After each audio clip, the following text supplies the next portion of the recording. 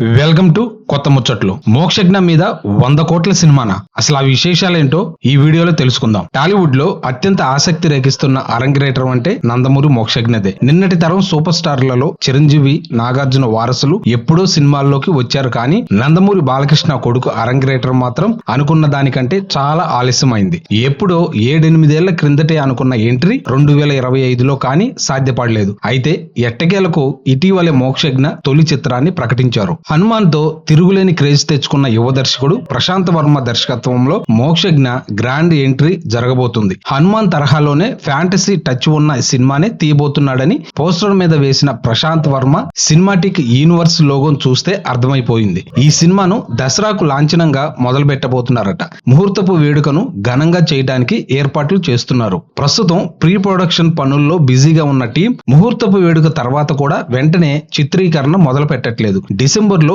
Shoot ఆరంభమవుతుందట. తాజాగా బాలయ్య కూడా ఈ విషయాన్ని ధృవీకరించారు. ఇక ఈ మూవీ గురించి బయటకు వచ్చిన ఆసక్తికర అప్డేట్ ఏమిటంటే దీని మీద ఏకంగా 100 కోట్లు బడ్జెట్ పెడుతున్నారట. ఒక కొత్త హీరో మీద ఇంత బడ్జెటా అని ఆశ్చర్యం కలగటం ఖాయం. కానీ హనుమాన్ తర్వాత ప్రశాంత్ వర్మ మీద అంచనాలు బాగా పెరిగిపోయాయి.